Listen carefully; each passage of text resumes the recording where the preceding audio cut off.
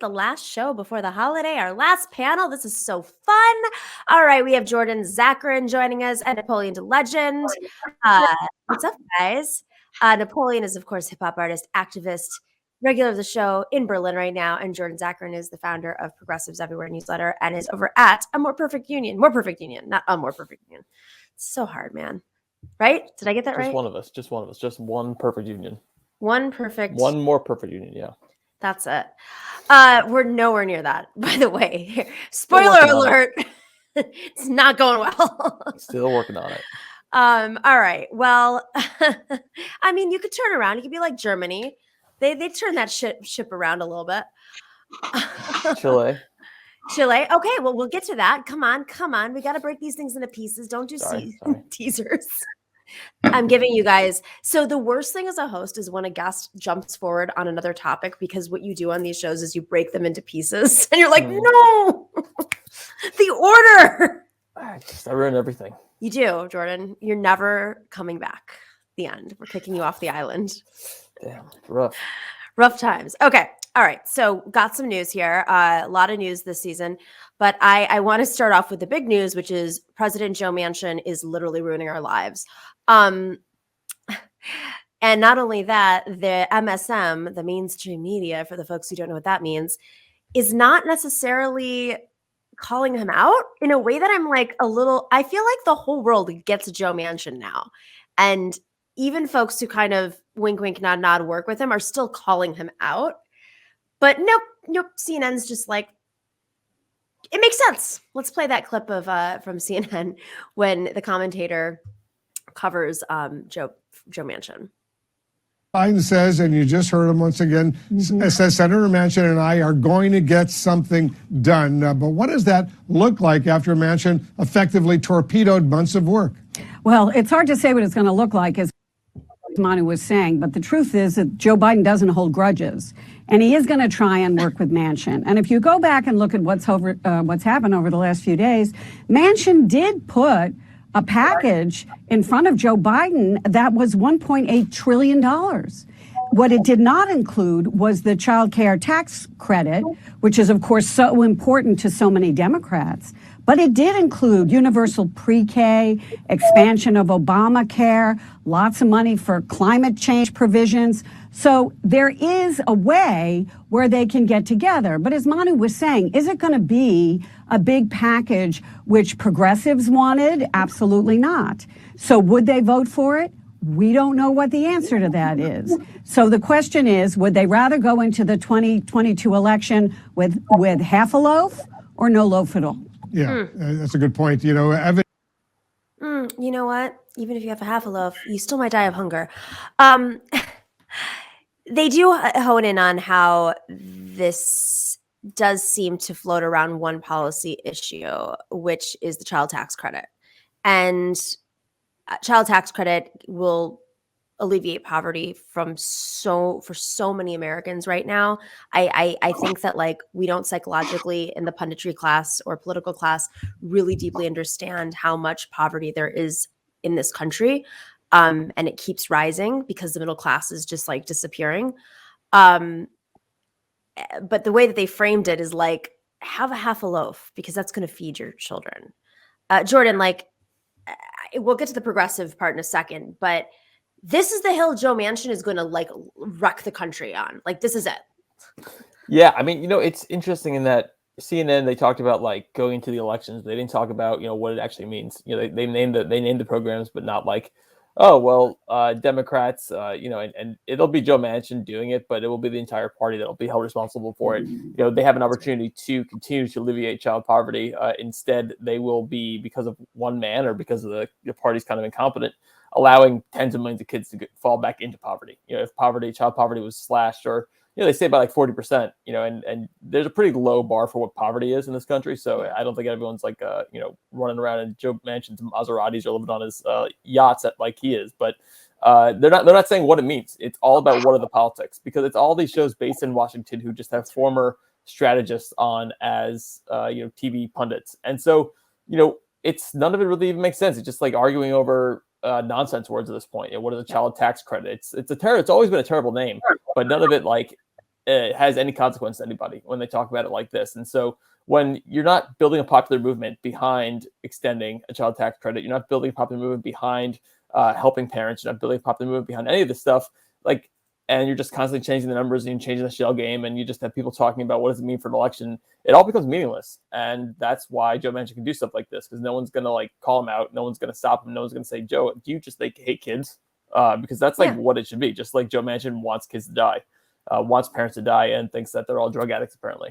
But none of that stuff makes a difference. None of that stuff's at all ever mentioned. It's just like, what will this mean for the election? It's interesting you say that, because it does seem like a new flavor, but not directly, of like the war on crime. Like I know that might sound like a stretch, but it was so much about like, quote unquote, like the welfare state and crack babies, and then it became the war on crime. And you know, I saw an article this last week, like where people, and I think it was the New York Times, but I don't want to be misquoted, said like where people spent their $1,400 checks, and like it was almost like, see, gotcha. They didn't spend it on rent. They spent it on, and I mean, like, how do? They poll people? It's very hard to tell. But all I know is in places like Germany, they were handing out checks for after school programs during the pandemic, literally for like soccer programs. And I don't like, how do they frame things in Europe? I mean, Napoleon, like you're there, you're fully aware of what's happening in terms of societal collapse. Well, to be honest, I'm more aware of what's happening in the U.S. than over here. But it's just, I think people over here are like people marched in the streets. I've seen marches about, giving people apartments, and stopping like luxury apartments and things like that going on in Berlin, and to alleviate like homelessness and things like that. So it's like you could tell like the awareness around these social issues and their willingness to go to bat for them is like really there. Whereas in America, it's just funny how like whatever Jordan is saying, like you don't. They talk about it like the consequences aren't going to be dire for like millions of people. So, and I feel like there's a reluctance for people to really go at Joe Manchin hard for the disgusting like human being that he's being in this whole process. Like everybody's scared, everybody's trying to keep decorum and things like that. Even when I hear other senators talk about him, even Bernie, I feel like Joe Biden really needs to lash out on him and really put him to task, but nobody's holding his feet to the water. They're mentioning him, but it's so passive. It's just like it's like you're watching a video game or something. Yeah. And this is the funny thing is as we have this clip, let's play it, of Joe Manchin claiming just the otherwise, that Democrats are harassing him. And it's like, well, that's the least you should. I mean, this is somebody, I've said it before, I'll say it over and over again, the leverage against Joe Manchin, because his whole thing is, we might lose him, he might go over, this is what Senator Schumer told me to my face. Well, we might lose him, he might go and become a Republican. I'm like, yeah, you're going to lose all of the Democrat majority if you're putting all of your eggs in his basket. How about you launch an ethics investigation, or someone file a complaint against him, because we know what he's doing with his money. Like, how do you become a multimillionaire while you're a senator? And it's, there aren't outside income rules in unfortunately in Washington. There are some limitations. Very curious why nobody's really launched an investigation, because that is their whole racket will collapse if they did that, because it's kind of a racket. Right? They're not going to pull the curtain on the whole game. Exactly. Yeah, Nancy Pelosi saying, "Oh yeah, it's the free market. They should be able to. We should be able to invest in stock." While her husband makes like $5-6 million this past summer on tech stocks right before Congress investigates big tech companies. I mean, yeah, like you said, it's they would all lose a racket. That's the thing. It's like they don't want to put pressure on these people because they would lose their own money. I think you think like Josh Gottheimer types are living in poverty. I don't think so. But if you look at like, they have not been able to or have not wanted to launch any sort of popular movement over the last year. It's all like insider games and talking. Let's just be really nice to Joe Manchin. Maybe he'll just do what we say. And so Joe Manchin, for an entire year, gets allowed to do whatever he wants, and all of a sudden it's oh, they're being mean to me. They're being bullies. They're not being nice to me. And like, that's what happens. That's what happens when you just like when you pamper someone for an entire year. Yeah. And whether it's like there's such a populist anger right now happening across the country, and Democrats, have done nothing to harness it. Like I was happy to see Joe Biden wrote a letter to Kellogg's saying, don't hire scab workers permanently. And then, the union ended up having to take the deal because they were still doing the scab worker thing, Bernie went there, and that was It's a harsh letter. Guys. Yeah, he was greeted like a king because he actually went there and showed up in a place that's very Republican. Frankly, with all due respect to Bernie, and I agree that like this is really good that he's showing solidarity and he's doing more than anybody else. That is not what it takes. That used to be the bare minimum a senator would do. No, who's no a question. Democrat. No question. And that's this the thing. Is a time of crisis, and we're just like scorn him on air. Just like the thing is, like every single moment Democrats have had to use momentum to create a popular movement to convince people. January 6th, right? It took them months and months and months to create a commission, and the commission was like they tried to have Republicans involved in it. Like it's like asking them your murderer to be on the jury, right? Like that is nothing at the criminal justice reform, but that is absurd, and Biden never speaks about it. We don't have a Fox News, we don't have that right-wing ecosystem, but we do have like the president and really powerful people who can use their platforms to drive conversation. Biden says, "Oh, I don't really think about the former president." Student loan debt, they just put it off 2 extra months. They could have harnessed so much anger at bosses, at employers, and just at banks, and put that aside for good. Created some positive momentum. The Supreme Court, whether abortion's about to go by the wayside, the Supreme Court's also probably going to just get rid of all, like all gun restrictions. Right? They're not going to allow that anymore. And Biden's panel, his Supreme Court panel, his study panel, says we shouldn't do anything. It might harm the legitimacy of the court.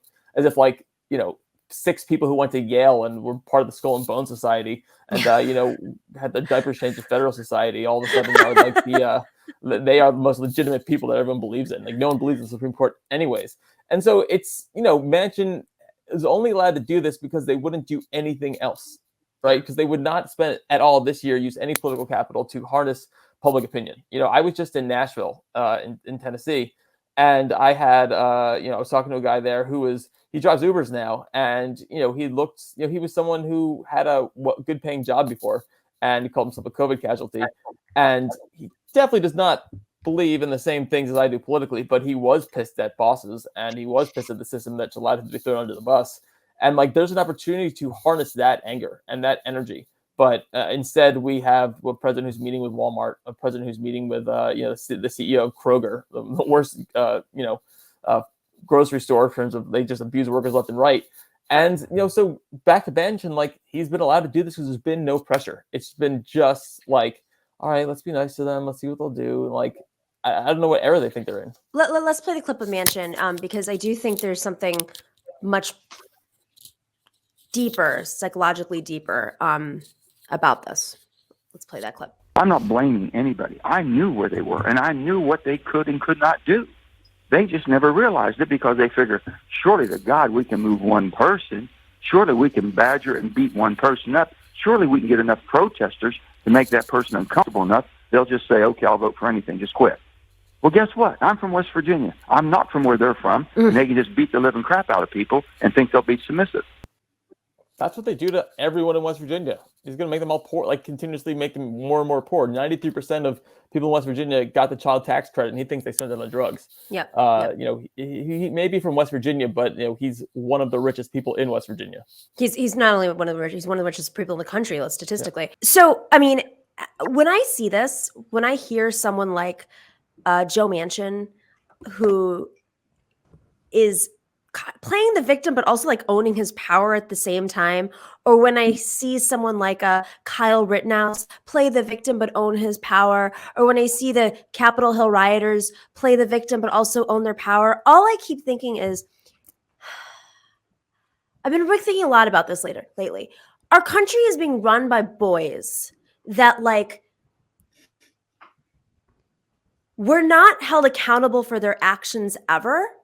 And as a result, whether you're an Elon Musk or a Joe Manchin or a Kyle Rittenhouse or the Capitol Hill rioters, these are boys that through their entire life have lacked accountability, and they associate personal accountability like treating someone with respect. There's such a disconnect because somewhere in their lives, maybe their parents never held them, or their mothers or whatever, they don't understand the implications of their actions and that it's wrong, and that even if it is wrong, there are repercussions.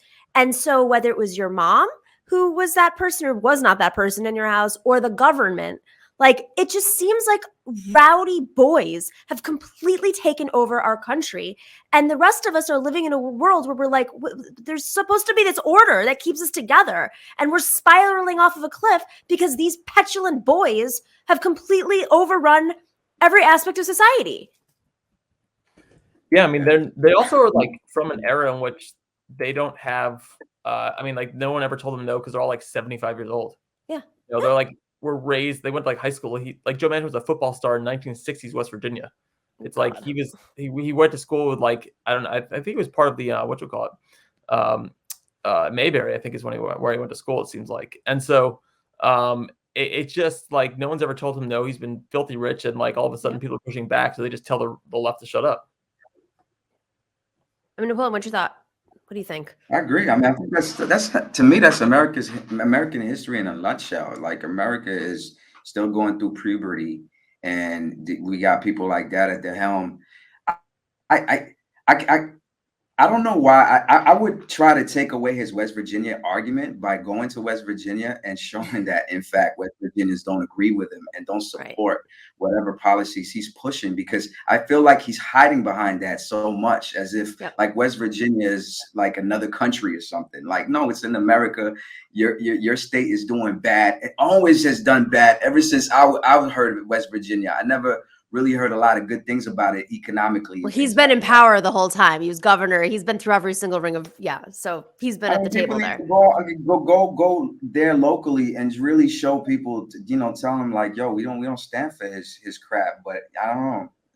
Now the coal workers are now uniting and pushing back against him. And so this is really amazing, because this is how power works and why unions are so important, because they say you don't represent us. You don't represent us. The coal miners, who he supposedly has used as his like wedge issue forever, are now organizing and saying, I mean, all these policies are very popular. They're in the Build Back Better Act in West Virginia. There's been pollings. I will say the problem is that like no one knows kind of what the bill is or what's in it, and like it's a list of policies that like are vague and promises that like people just know instinctively won't come true now, because nothing ever comes true or nothing's ever really delivered. And so again, like, we've been waiting 6 months or 7 months, whatever it's been, like conversation about some amorphous bill that keeps on changing. So there's going to be no political pressure, because everyone's like, I don't know what he just killed, right? Like there's no movement behind, here are the things that need to happen. And there's no like, this is not like being touted as like the solution to some gigantic problem created by corporate America and the wealthy. It's touted as like a laundry list of different policies that people are like, wake me up when it's passed and like where I can get my check. Exactly. That's exactly it. Is people are confused. It's, it's bad enough that most folks don't even know how a bill becomes a law, let alone what sausage making went in, how the sausage making worked, but, using really complicated language, whereas Republicans will just be like, freedom bill. We should have been like, money bill. You get all the money. Right. That's it. I think like what we're seeing is people just don't want, people just like are. Manchin is an example of like the American, like Napoleon was saying, that like, don't tell me what to do. Yeah. And I think that's like why we're seeing people not getting vaccinated. They're not getting their shots. They're not wearing masks. They refuse to do it because there's like so little actual freedom in this country. So people hang on to whatever tiny. I mean, I know like Obama had famously said that guns and whatever it was, he said that the people latch onto. Yeah. So, but I think like there's an element of truth to that, and even like putting aside guns, it's like, I mean, that is like one of the things, right? Like we have a freedom to hold a gun. We have a freedom to not wear a mask. Don't tell me what to do. And it's because of people like Joe Manchin that have just killed every sort of opportunity to move up in this world, to have any sort of fairness in this country. And now he's acting like one of those petulant babies that he's like, who he's created through his policies. Well, it is very, I mean, like, it is very gendered. The term nanny state is a gendered thing. And the people that they're attacking for somehow being these enforcers, they're not going after Joe Biden. They're going after the squad. They're going after Pramila Jayapal. They're going after Nancy Pelosi. And I do think there's this thing like, I assume both of you, I'm just going to guess, both had strong women in your lives growing up, right? It's sort of like a rebellion against that. Like that's like the mother figure is government and the nanny. And, you can't tell me what to do. I'm playing in the house. I'm making a mess. I'm not going to stop playing. Oh, by the way, the playing is like hurting other people. Like, I want to punch my friend. I want to like play with fire all around the house. Like, that's happening at in a much more serious way. Okay, speaking of petulant children, Jesse Waters, who I have the honor of knowing personally.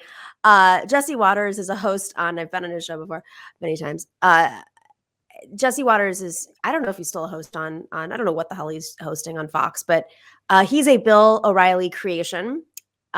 He's the Frankenstein of Bill O'Reilly. Bill O'Reilly adored him.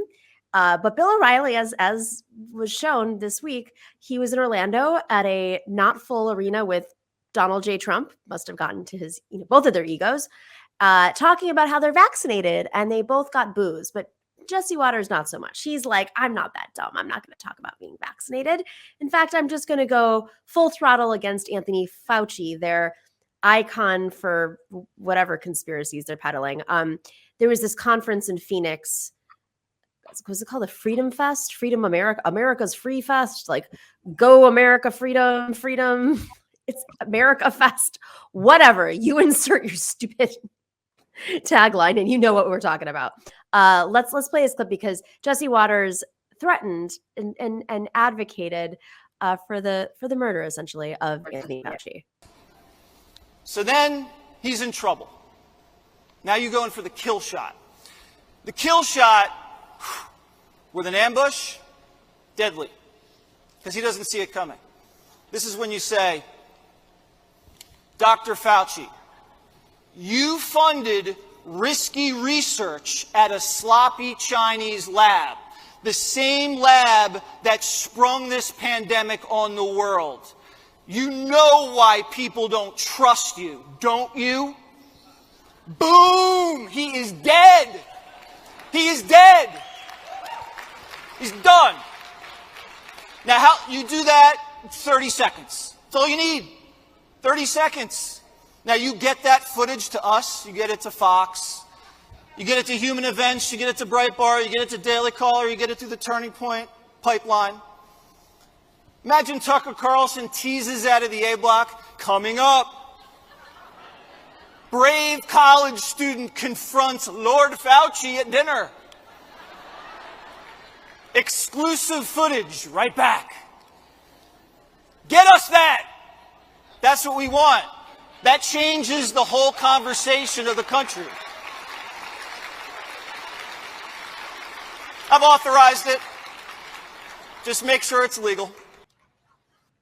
Well, they're going to make sure. Make sure you do it in a stand your ground state. Like, do it in a stand your ground state, because that's how you're going to be able to do it. There's a lot there. Two things. Not much of a response there. Not much of a response. People are just kind of like, like even there, even at a Charlie Kirk's like lunatic fest, like even then they were like, I don't know. And then two, like honestly, that's the first time I've seen that video, which is an indictment on the media and so-called progressive left, and really anyone. Like I always constantly think, like, what would Fox News do if something like this was said?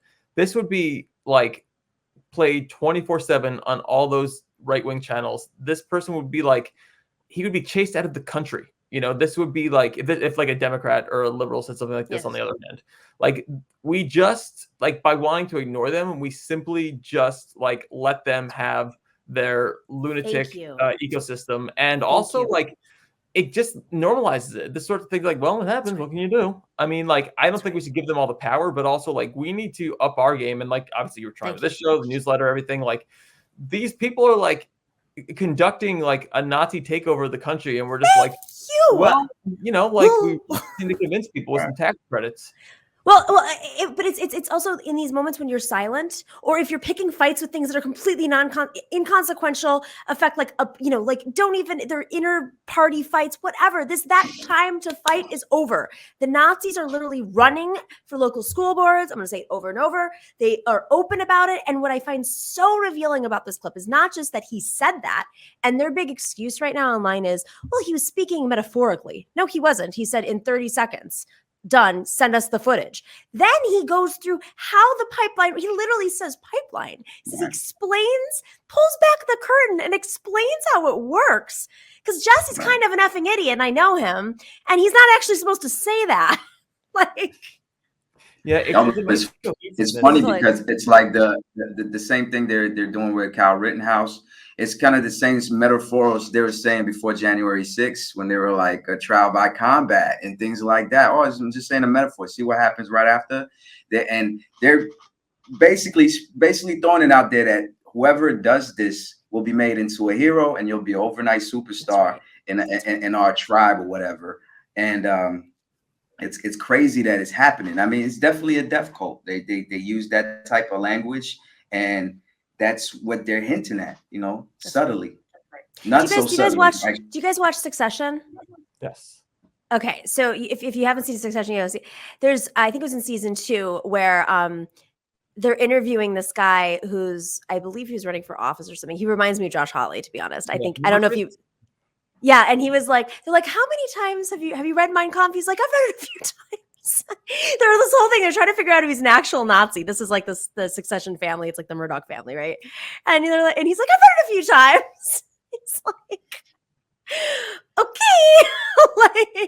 and again, this is the first time I saw this thing, and why is that? Why isn't this being plastered everywhere? And I think it's this idea of we've got to be we don't have, again, a big leftist news network because there's not financial incentive to do it, right? AT&T went and made Newsmax because they want those subscribers. They want those kind of right-wing people. They went and made OAN or whatever. Yeah.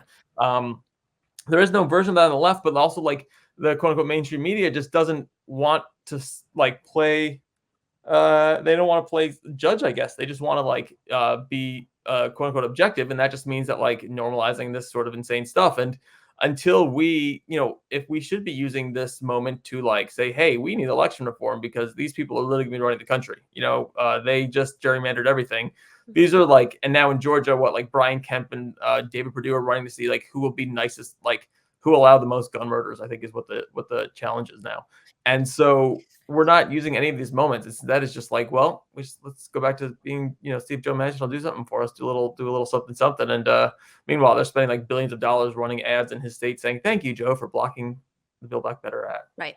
So I want to show Fauci's response. I mean, this guy, let's just remind everybody, science is a work in progress. And so I think what's happening is folks are, I even have friends of mine who are vaccinated who are kind of came about, yeah, they had to develop a vaccine very quickly and they're human beings and science is a work in, it is a working thing.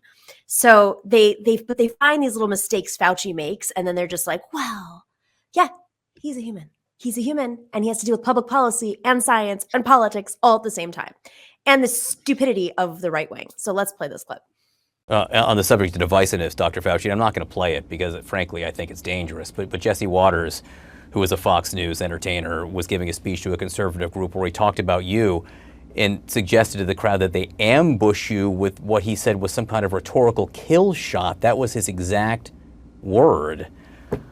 I'm wondering, how much that concerns you when you hear language like that about you and your well-being. Well, John, that's horrible. I mean, that just is such a reflection of the craziness that goes on in society. The only thing that I have ever done throughout these 2 years is to encourage people to practice good public health practices, to get vaccinated, to be careful in public settings, to wear a mask. And for that, you have some guy out there saying that people should be giving me a kill shot to ambush me. I mean, what kind of craziness is there in society these days? That's awful that he said that. And he's going to go very likely unaccountable. I mean, whatever network he's on is not going to do anything for him. I mean, that's crazy. The guy should be fired on the spot. I mean, he should be fired on the spot. Listen, I mean, this is a company, this is a multinational corporation. We somehow and they definitely portray themselves as being this completely, marginalized news. They always say the mainstream media wants to tell you, well, they have the largest news audience in the country. Their contributors float on down to other ABC all the time. They have this rotating circle between The View and other shows. They have their pipeline and their tentacles everywhere, and they portray themselves to be victims. But the truth is that they should be held responsible. And look at the board of directors of News Corp. these people should be called out and saying, you are actually personally liable for whatever happens here if you are on the board of directors of News Corp or Fox News. That's it. Absolutely. I mean, who's gonna do it? Somebody needs to do it, you know.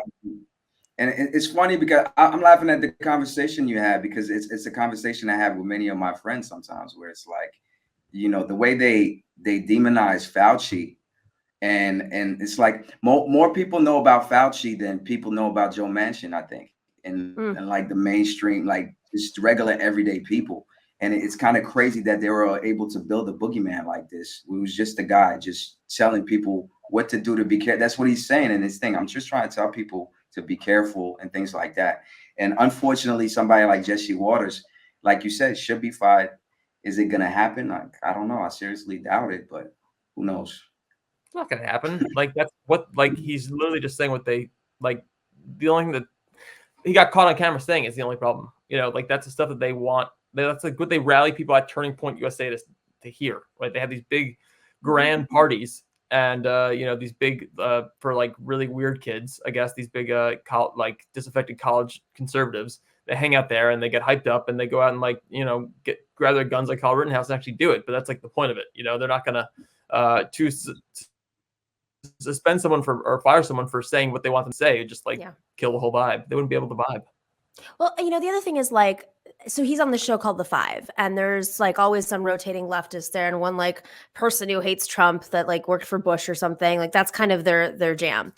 I'd like to see other hosts. I mean, if he's not going to be held, there are definitely people at Fox News who I know do not endorse this kind of commentary. They're not part of, I mean, many have left recently, but even then, there are still folks at Fox News who've been there for a long time, whether it's Neil Cavuto, who's been there forever and I think is actually on the board of News Corp. They should call it out. This is that moment that if you have the opportunity to not be silent, even if we don't agree with you on 95% of the things, this is something that takes it to another level. This is how you, like, basically are building an army of folks to go after anyone who stands in their way. Literally, that's what it is anybody who stands in their way.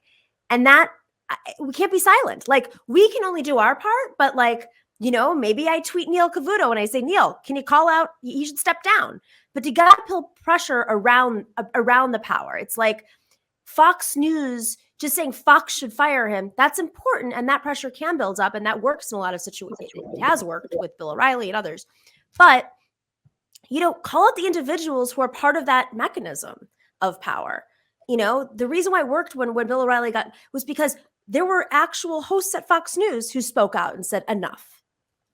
Well, you know, then we have Chris Wallace just left, but he's going to CNN. He's going to be the face of their CNN Plus operation. And so these people, like, he's supposedly like the, you know, the rational mind at Fox News, but he was there for 18 years, has descended into the muck. And now he's going to be rewarded with a big contract to CNN. So instead of people being like their careers ending because they're at this sort of place, they are just like, they are gaining more power. I mean, Megyn Kelly, before she, you know, like self-destructed, she paid $1 zillion to go to NBC.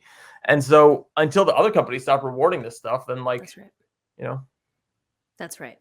All right, let's shift gears and be like, end on a hopeful note here. Chile.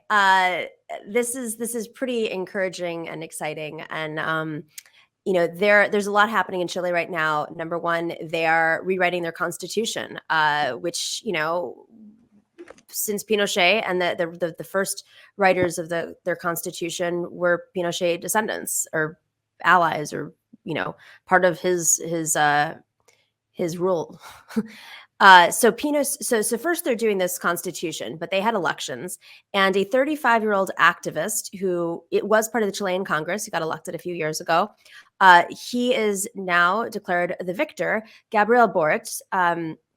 He was an activist, a student activist calling for free tuition. And this is transformative news. This is really transformative. But what I love about his quote was let me get it correct. He basically says, from the birthplace of neoliberalism, this is now going to be the graveyard of neoliberalism. I'm basically summarizing his quote. This is huge. Like, there's he ran against someone on the far right who was basically campaigning on a return to the dictatorship of Pinochet because he, like, adored him.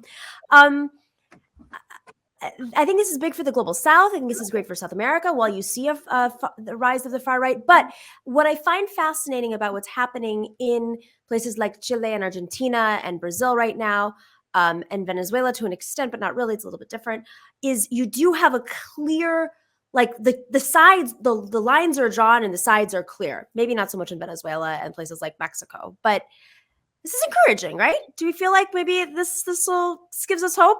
I mean, my thought is on this. I'll just throw this here and you guys can answer.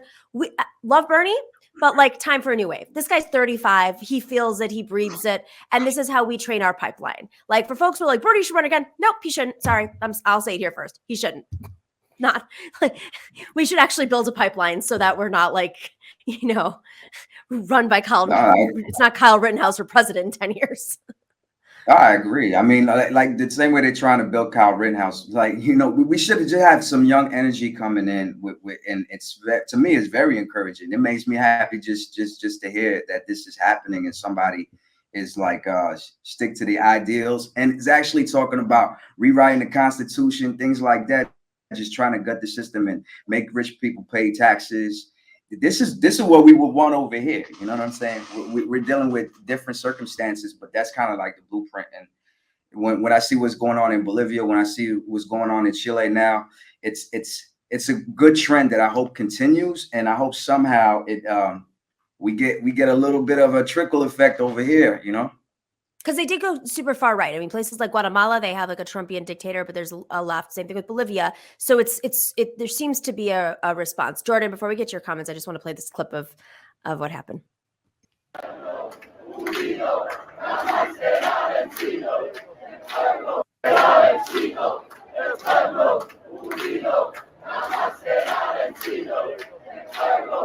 Okay, so they were saying el pueblo unido jamás será vencido, which means the people united will never be defeated. We know that rallying cry, and it's pretty hopeful. Jordan? I think what's great to see is that a 35-year-old, activist from the left not only won, but was like allowed to be the nominee. Was allowed to lead the party. I think the problem here is that again, we just saw student debt pushed back 2 months, which is apparently, some big victory. Wait, it was just announced while we're sitting here that it's being pushed to May 1st now. Yeah, so either they're going to keep pushing it back or have people mad even closer to an election. So good luck with that. But, it's the left has been just constantly berated and told that they're not realistic for forever, but especially the last year or so. But, only whether it's, Abigail Spanberger blaming the left for every single little thing, whether it's, Black Lives Matter or gun control or socialism or FDR or whatever they want to say. It's like, we don't know. They always say that, we have to go with the most electable person, but we don't know what that looks like. There's been no opportunity to have young people in office to have, unless they've, done primaries like the AOCs and folks of the world, but there's been so little opportunity for young people, for working people to get into the system. They're constantly just told to shut up, wait your turn, shut up, wait your turn, or just don't have your ideas out there. And right. So that becomes a huge problem. You can't harness young energy if you're all 80 years old, So here's my theory. Congress, great. I love that a lot of people want to run for Congress, but you got to raise a lot of money to run for Congress. It's just undeniable. It's not about start, local. It's about local is where they're building this pipeline. Local is where you can actually win without having any sort of party support or frankly, any party attention. They're not going to go after you the same way. There's some local stuff, but they're not it's not like you're going to have Nancy Pelosi, intervening or Clyburn coming into your district and you're going to have AIPAC swooping in and spending millions of dollars to shut you down. But if you run for school board and local city council, if you're not a big city, even regular size cities, it's much more achievable. I don't think we need to wait for them to welcome us. We just have to run. Knock on doors, my mom was a local lawmaker and nobody recruits, just went and knocked on doors and talked to people, the old way of doing things. I just feel yes, the 80-year-olds won't move over, but we're more likely to win those congressional seats, which clearly nothing's happening in Congress right now, but we're more likely to win those other seats, the gubernatorial seats, the state Senate seats, et cetera, if we have that pipeline. You know this better than anyone, given the work you're doing, but it's expensive to run in, like, just in terms of time, right? Like, Yes. people work 24/7 now just to, like, make a living. That's How are you going to run for local office and attend all the local office meetings, right? All the places in your county and your town council. And so, like, I think that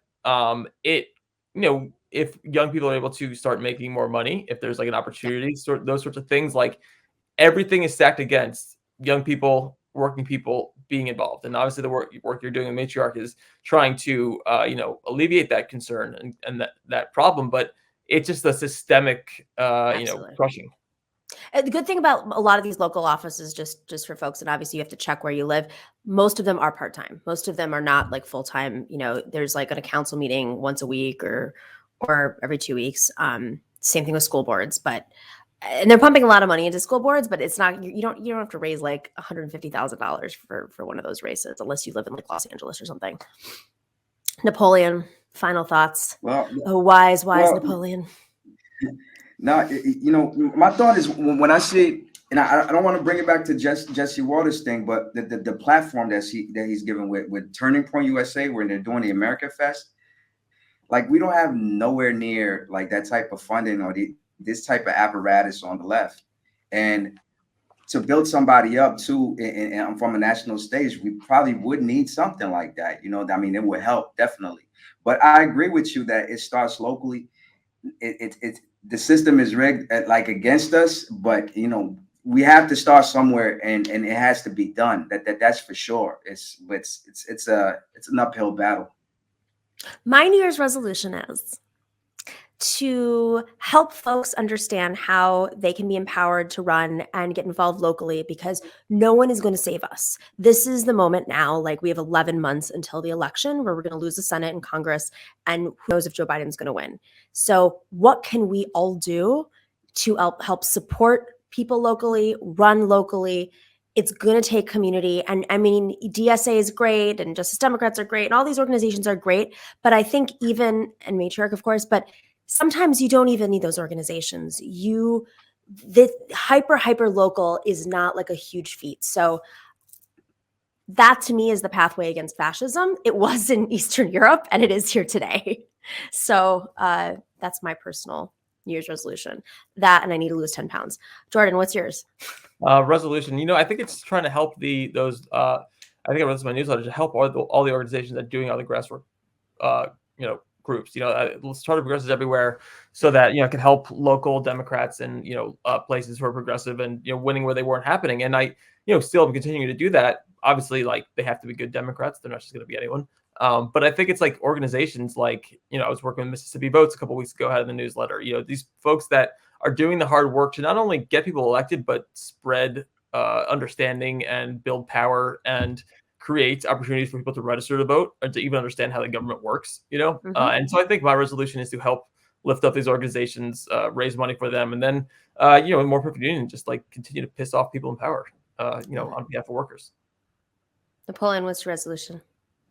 Well, my resolution is artistically, and is really I'm working with Karthik and Marcus from left flank vets, and we're working on putting together a project with many artists that has like a socialist type point of view, or left wing type point of view, and it's to really get together with a lot of artists and try to pull like a project, to have a messaging behind that project, and to also be more vocal as an artist when it comes to throwing these ideas out there, because that's what I do.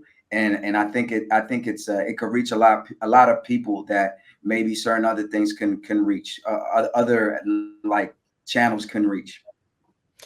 The arts. I had this thing about NFTs recently where I was like, why is it I really don't like NFTs? And I realized it's because it doesn't the art doesn't flow to your bones the way that music and art in front of you does. And maybe I'm wrong, and I'll look back on this and will be critical, but I do think that like real art, so much of the art that's moved me personally has just been very political, and there's been so much history behind it. And I think that's amazing. I spent like the weekend watching the Beatles documentary, and I left being like, what kind of thing, what just happened to my brain? So the process of art is complicated. I don't know if you guys saw that yet, but the Beatles documentary. Watching those songs. I haven't. I should check it out. It's kind of like weird and torturous, but also like addicting and like what? And then you leave. And for me, at least, it took like 3 days for me to process it all. And then I was like, oh. I just got depressed. They were in their mid to late 20s, and like this was like they had already done like 7 years of music, and I was like, God. Yeah. Did you know that like John Lennon was like on heroin the whole time? Yeah, it's pretty good for a guy. I know. I was like, and then also I have mad respect for Paul McCartney. I don't want to be a teaser here, but he was kind of annoying through all that. But then now I realize we're all on drugs, and he was just trying to keep the thing going and like organized. And he was like up there every single morning at like 6 a.m. and like the last one to leave. I'm like, you go, Paul McCartney. You're type A. It was the capitalist pressure to produce. They tried to create their own record company so they didn't have to worry about all that. But they tried to make it socialist. But this pressure to produce, they had just right now, they could just take a year or two off the way they do now with music, go on tour, chill, work on side projects. Never would have broken up. That's it.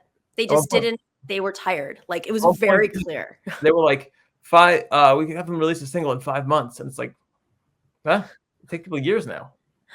Yeah. They were like, okay, we'll do it on the roof of our building. They're like, we'll take you to Libya and we'll take you here. And they're like, no, it's just the roof. Like Paul kept being like, what? Why can't we just do it like in a grocery store?